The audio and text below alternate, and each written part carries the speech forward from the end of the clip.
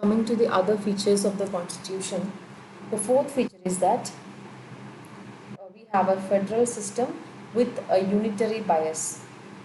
See, the Constitution of India establishes a federal system of government, which means that it contains all the usual features of a federation. Now, what are the usual features of a federation, or what are those things that you see in a typical federation? Number one, two governments. So one for the center and the other for the federal units, or you can equate it with the states.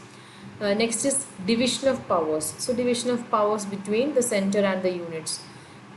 Then written constitution. Yes, we do have that. Supremacy of the constitution. Yes, we have a supreme constitution. Rigidity of the constitution. We saw that some parts of the constitution are really rigid. Then finally, independent judiciary and bicameralism. I hope you remember what bicameralism is, because bicameralism is having two houses, two houses of the parliament. You have the upper house and the lower house. So this system is called bicameralism. So we have all these features. So whatever are the features of a typical federation, we have all that. But along with that, we also have a large number of unitary features or non-federal features. So along with the above said features which are seen in a typical federation, we have other features also which are more of non-federal in nature. For example, we have a strong center, we have a single constitution, we have a single citizenship, and we have flexibility of the constitution, integrated judiciary, appointment of state governor by the center, all India services, emergency provisions, etc. So the number goes on. So you see that we have unitary features as well as federal features, and that is why it was said we are a federal system with unitary bias. Unitary bias means center has a little more power than the units or the states.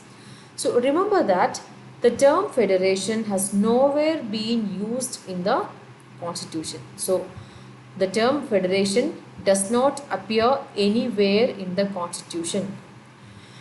So Article 1, which describes India, uses the term union of states. So Article 1 uses the term union of states and not federation.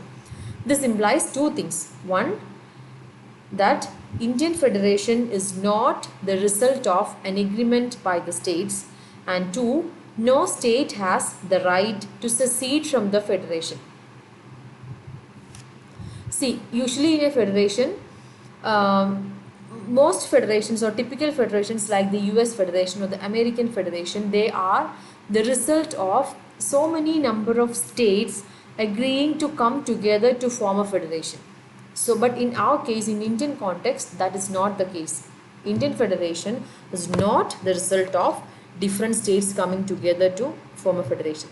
And second thing, no state in India has the right to secede from the federation.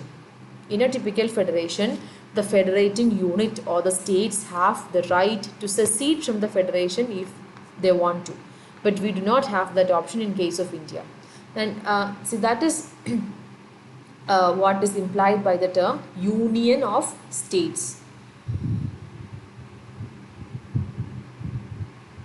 So just as we saw that we are a federal system with unitary bias, to describe this we uses terms like federal in form and unitary in spirit, or quasi-federal as Casey Ware describes it, or a bargaining federalism, or a cooperative federalism, or a federation with a centralizing tendency.